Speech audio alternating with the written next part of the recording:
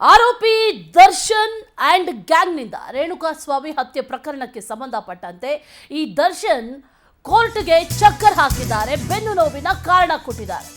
ಆದರೆ ತಮ್ಮ ಶಿಷ್ಯನ ಸಿನಿಮಾ ನೋಡೋದಕ್ಕೆ ಹಾಜರ್, ಕೋರ್ಟ್ಗೆ ಚಕ್ಕರ್ ಸಿನಿಮಾಗೆ ಹಾಜರಾಗಿದ್ದಾರೆ. ಕೊಲೆ ಆರೋಪಿ ನಟ ದರ್ಶನ್ ನೌಟಂಕಿ ಆಟ ಇದು ಸಂಕಷ್ಟ ತರುತ್ತಾ? ಮೊನ್ನೆ ಬೆನ್ನು ನೋವಂತ ನ್ಯಾಯಾಲಯಕ್ಕೆ ಗೈರಾಗಿದ್ರು. ಯಾವುದೇ ಕಾರಣಕ್ಕೂ ಕೂಡ ನ್ಯಾಯಾಲಯಕ್ಕೆ ಗೈರಾಗಬಾರದು ಅನ್ನುವಂಥ ಆದೇಶದ ಮೇರೆಗೆ, ರೂಲ್ಸ್ ಮೇರೆಗೆ ಜಾಮೀನನ್ನ ಕೊಡಲಾಗಿರೋ. ತಿಂಗಳಿಗೊಮ್ಮೆ ಬಂದು ನ್ಯಾಯಾಲಯಕ್ಕೆ ಬಂದು ಹೋಗಬೇಕು, ಆದರೆ ಅದು ಕೂಡ ಆಗಿಲ್ಲ. ಕೋರ್ಟ್ಗೆ ಬರೋಕೆ ಕಷ್ಟ ಇವ್ರಿಗೆ, ಸಿನಿಮಾ ನೋಡೋದಕ್ಕೆ ಇಷ್ಟನಾ? ಹಾಗಾದ್ರೆ ಕೋರ್ಟ್ ಸೂಚನೆಗೆ ಬೆಲೆನೇ ಇಲ್ವಾ ಈ ಕೊಲೆ ಆರೋಪಿ ದರ್ಶನ್ಗೆ?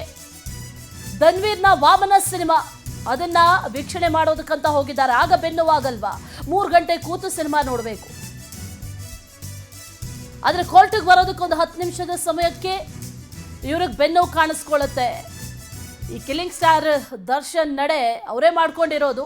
ಇದು ಸಂಕಷ್ಟ ತಂದೊಡ್ಡುತ್ತಾ ಅನ್ನುವಂಥ ಪ್ರಶ್ನೆ. ನಿನ್ನೆ ರಾತ್ರಿ 3 ಗಂಟೆಗೆ ಸಿನಿಮಾ ವೀಕ್ಷಣೆ ಮಾಡಿದ್ದಾರೆ ನಟ ದರ್ಶನ್. ಇದನ್ನೇ ಮುಂದಿಟ್ಕೊಂಡು ಕೋರ್ಟ್ ಮೊರೆ ಹೋಗ್ತಾರ ಹಾಗಾದ್ರೆ ವಕೀಲರು?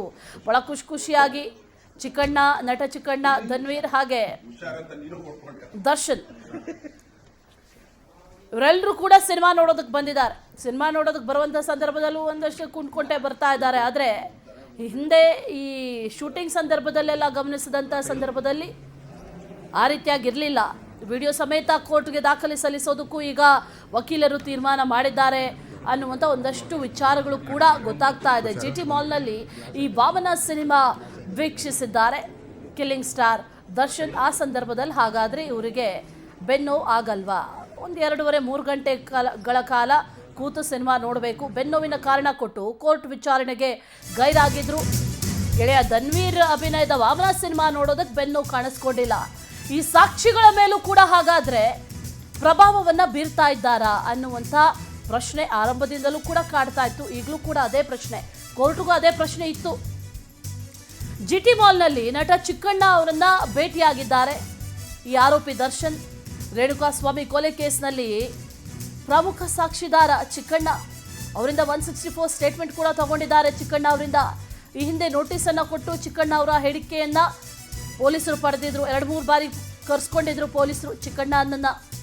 ಸಾಕ್ಷಿದಾರ ಚಿಕ್ಕಣ್ಣನ ಮೇಲೂ ಕೂಡ ಪ್ರಭಾವವನ್ನ ಬೀರ್ತಾ ಇದ್ದಾರಾ ಅನ್ನೋ ಪ್ರಶ್ನೆ. ಯಾಕಂದ್ರೆ ಈ ಆರೋಪಿಯನ್ನ ಭೇಟಿಯಾಗೋದಿದೆಯಲ್ಲ ಸಾಕ್ಷಿದಾರರು, ಇದು ಕಾನೂನಿನ ಪ್ರಕಾರ ಸರಿಯಲ್ಲ.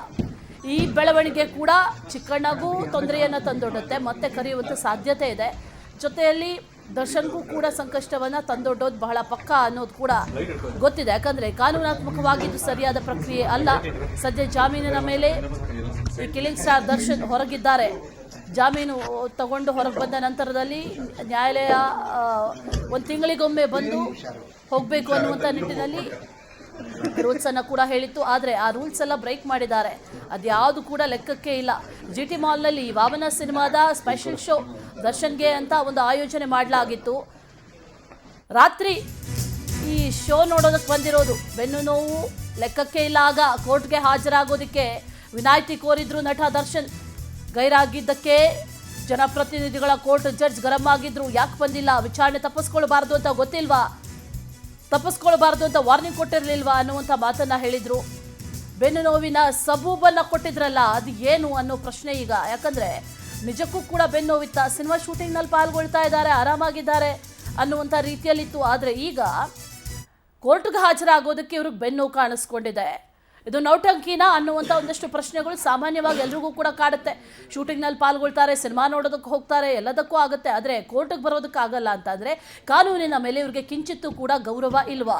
ನ್ಯಾಯಾಲಯದ ಮೇಲೆ ಗೌರವ ಇಲ್ವಾ? ಅಥವಾ ನ್ಯಾಯಾಧೀಶರ ಮೇಲೆ ಗೌರವ ಇಲ್ವಾ ಅನ್ನುವಂಥ ಪ್ರಶ್ನೆ ಪದೇ ಪದೇ ಕಾಡ್ತಾ ಇದೆ. ಶೂಟಿಂಗ್ಗೆ ಬೆನ್ನು ಕಾಣಿಸ್ಕೊಂಡಿಲ್ಲ, ಕೋರ್ಟಿಗೆ ಬರೋದಕ್ಕೆ ಮಾತ್ರ ನೋವು. ಯಾಕೆ ಈ ರೀತಿಯ ನೌಟಂಕಿ ಆಟ ಅನ್ನುವಂಥ ಪ್ರಶ್ನೆ. ಮತ್ತಷ್ಟು ಡೀಟೇಲ್ಸ್ ಅನ್ನ ನೀಡ್ತಾರೆ ನಮ್ಮ ಪ್ರತಿನಿಧಿ ವೆಂಕಟೇಶ್. ನೇರ ಸಂಪರ್ಕದಲ್ಲಿ ಜಾಯಿನ್ ಆಗ್ತಾ ಇದ್ದಾರೆ. ವೆಂಕಟೇಶ್, ಈ ದರ್ಶನ್ ಒಂದಷ್ಟು ನೌಟಂಕಿ ಆಟಗಳಿದೆಯಲ್ಲ, ಅವ್ರು ಮಾಡ್ಕೊಳ್ತಾ ಇರೋದು ಅವ್ರಿಗೆ ಎಲ್ಲೋ ಒಂದ್ ಕಡೆ ಕುತ್ತನ್ನ ತಂದು ಇಡ್ತಾ ಇದೆ ಅನ್ನುವಂಥದ್ದು ಅದರಲ್ಲಿ ನೋ ಡೌಟ್. ಈಗ ಈ ಸಿನಿಮಾ ವೀಕ್ಷಣೆ ಮಾಡಿರೋದಿದೆಯಲ್ಲ, ಇದು ಎಲ್ಲೋ ಒಂದ್ ಕಡೆ ಮತ್ತೆ ಒಂದಷ್ಟು ಸಬೂಬುಗಳನ್ನ ಕೊಟ್ಟು ಅಥವಾ ಒಂದಷ್ಟು ಈ ವಿಡಿಯೋವನ್ನ ಸಾಕ್ಷಿಯನ್ನ ಕೊಟ್ಟು ಮತ್ತೆ ಏನಾದರೂ ಸಂಕಷ್ಟ ತಂದೊಡ್ಡೋದು ಪಕ್ಕಾನ, ಆ ರೀತಿಯ ಸಿದ್ಧತೆಗಳನ್ನ ಈಗ ಮಾಡ್ಕೊಂಡಿದ್ದಾರಾ? ಜೊತೆಗೆ ಚಿಕ್ಕಣ್ಣ ಅವರನ್ನ ಕೂಡ ಮೀಟ್ ಆಗಿದ್ದಾರೆ. ಅದು ಕಾನೂನಿನ ಪ್ರಕಾರ ತಪ್ಪು. ಯಾವ ರೀತಿಯಲ್ಲಿ ಪ್ರಕರಣ ಮುಂದೆ ತಿರುವನ್ನ ಪಡೆದುಕೊಳ್ಳಬಹುದು ಅಂತ?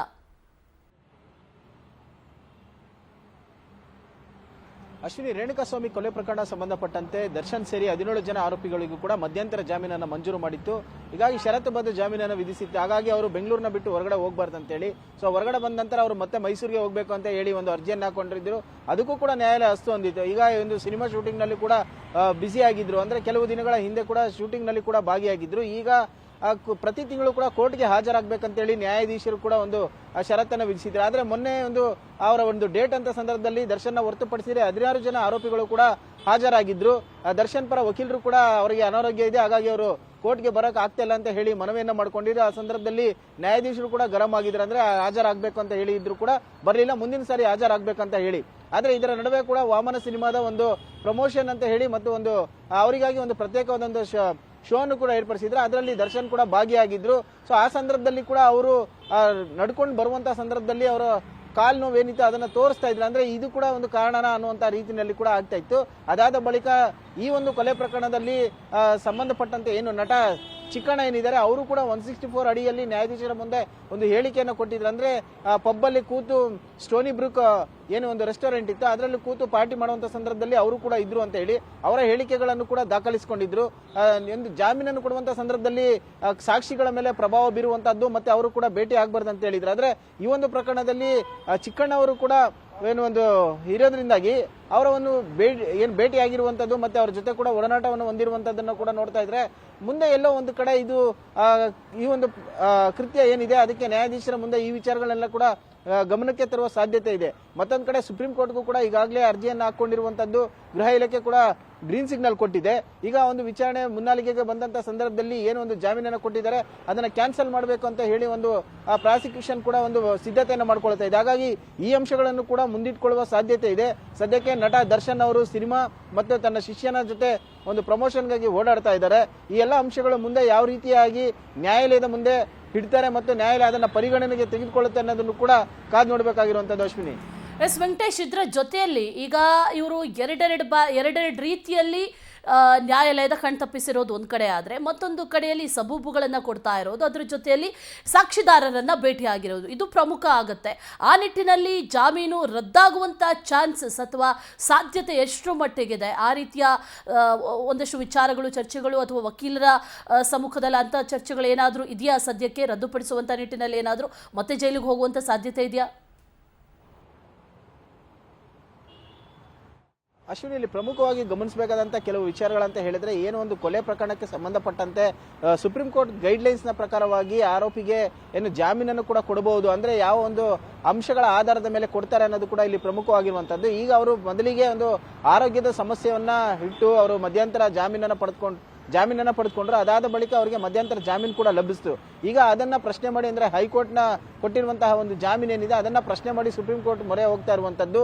ಸೊ ಈಗ ಅವರಿಗೆ ಬೇಲ್ ಸಿಗುತ್ತೆ. ಈಗ ಸಿಕ್ಕಿರುವಂತಹ ಬೇಲ್ ರಿಜೆಕ್ಟ್ ಆಗ್ಬೇಕಂದ್ರೆ ರದ್ದು ಮಾಡಬೇಕು, ಮತ್ತೆ ನ್ಯಾಯಾಂಗದ ವಶಕ್ಕೆ ಕೊಡಬೇಕು, ಅಂದ್ರೆ ಪೊಲೀಸರ ಕಸ್ಟಡಿಗೆ ಕೊಡಬೇಕು, ವಿಚಾರಣೆ ಆಗಬೇಕು, ಇನ್ನು ಟ್ರಯಲ್ ಶುರುವಾಗಿಲ್ಲ ಅಂತ ಹೇಳುವಂತ ಕೆಲವು ಅಂಶಗಳನ್ನು ಕೂಡ ಪ್ರಾಸಿಕ್ಯೂಷನ್ ಮುಂದಿಡುವ ಸಾಧ್ಯತೆ ಇದೆ. ಆದ್ರೆ ಈಗ ಏನಂತ ಹೇಳಿದ್ರೆ ಪ್ರಭಾವಿಯಾಗಿರೋದ್ರಿಂದಾಗಿ ಸಹಜವಾಗಿ ಸಾಕ್ಷಿಗಳ ಮೇಲೆ ಒತ್ತಡ ಹಾಕಬಹುದು. ಈ ಪ್ರಕರಣದಿಂದ ತಮ್ಮನ್ನು ಕೈ ಬಿಡಿ ಅಂತ ಹೇಳಿ ಮನವಿ ಮಾಡ್ಕೊಳ್ಬಹುದು. ಪ್ರಭಾವಿಗಳ ಜೊತೆಗೆ ಕುಟುಂಬಸ್ಥರನ್ನು ಕೂಡ ಭೇಟಿ ಮಾಡಬಹುದಾದ ಸಾಧ್ಯತೆಗಳಿದೆ. ಹಾಗಾಗಿ ಅವರಿಗೆ ಈ ಒಂದು ಜಾಮೀನು ಏನಿದೆ ಅದನ್ನ ರದ್ದು ಮಾಡಬೇಕಂತ ಹೇಳಿ ಪ್ರಾಸಿಕ್ಯೂಷನ್ ಅವರು ಅದನ್ನ ಅಪೋಸ್ ಮಾಡಬಹುದು. ಆದ್ರೆ ಇದುವರೆಗೂ ಕೂಡ ಅವರ ಜೊತೆ ಯಾವುದೇ ರೀತಿಯಾದಂತಹ ಕುಟುಂಬಸ್ಥರಾಗಿರ್ಬೋದು ಸಾಕ್ಷಿಗಳ ಮೇಲೆ ಪ್ರಭಾವ ಬೀರಿಲ್ಲ. ಅವರು ಸಿನಿಮಾಗಳನ್ನ ಒಪ್ಕೊಂಡಿದ್ದಾರೆ. ಹಾಗಾಗಿ ಎಲ್ಲೂ ಕೂಡ ಹೊರಗಡೆ ಹೋಗ್ತಾ ಇಲ್ಲ ಅನ್ನುವಂತ ಅಂಶಗಳನ್ನು ಇವರು ಮುಂದಿಟ್ಟು ಸೊ ಏನು ಒಂದು ಜಾಮೀನನ್ನು ಕೊಟ್ಟಿದ್ದಾರೆ ಅದನ್ನು ಮುಂದುವರಿಸಿ ಅಂತ ಹೇಳಿ ಕೂಡ ಮನವಿಯನ್ನ ಮಾಡ್ಕೊಳ್ಬಹುದು. ಈ ಎಲ್ಲಾ ವಿಚಾರಗಳಿಗೆ ಸಂಬಂಧಪಟ್ಟಂತೆ ನ್ಯಾಯಾಧೀಶರು ಯಾವ ರೀತಿಯಾಗಿ ತಮ್ಮ ತೀರ್ಪನ್ನು ಕೊಡ್ತಾರೆ ಅನ್ನೋದು ಕೂಡ ಇಂಪಾರ್ಟೆಂಟ್ ಆಗುತ್ತೆ. ಯಾಕಂದ್ರೆ ಸಾಕಷ್ಟು ನಾವು ಯಾವುದೇ ಒಂದು ಇತ್ತೀಚಿನ ಒಂದು ಆ ಪ್ರಕರಣಗಳನ್ನು ನೋಡೋದಾದ್ರೆ ಏನು ಹೈಕೋರ್ಟ್ ಕೊಟ್ಟಂತ ಒಂದು ತೀರ್ಪೇನಿದೆ ಅದನ್ನ ರದ್ದು ಮಾಡಿ ಮತ್ತೆ ಜೈಲಿಗೆ ಹೋದಂತ ಪ್ರಸಂಗಗಳು ಇದುವರೆಗೂ ಕೂಡ ಕಂಡಿಲ್ಲ. ಯಾಕಂತ ಹೇಳಿದ್ರೆ ಕೊಲೆ ಪ್ರಕರಣಕ್ಕೆ ಸಂಬಂಧಪಟ್ಟಂತೆ ಹೈಕೋರ್ಟ್ ನಲ್ಲಿ ಕೊಟ್ಟಿರುವ ಆದೇಶವನ್ನೇ ಬಹುತೇಕ ಎತ್ತಿಡಿಯುವ ಸಾಧ್ಯತೆ ಇದೆ. ಆದ್ರೆ ಈ ಒಂದು ಪ್ರಕರಣಕ್ಕೆ ಸಂಬಂಧಪಟ್ಟಂತೆ ಪ್ರಾಸಿಕ್ಯೂಷನ್ ಅವರು ಯಾವ ರೀತಿಯಾಗಿ ತಮ್ಮ ವಾದವನ್ನ ಮಂಡನೆ ಮಾಡ್ತಾರೆ ಅನ್ನೋದು ಕೂಡ ಇಂಪಾರ್ಟೆಂಟ್ ಆಗಿರುವಂತದ್ದು. Ashwini. Right Venkatesh, thank you ಡೀಟೇಲ್ಸ್ಗೆ.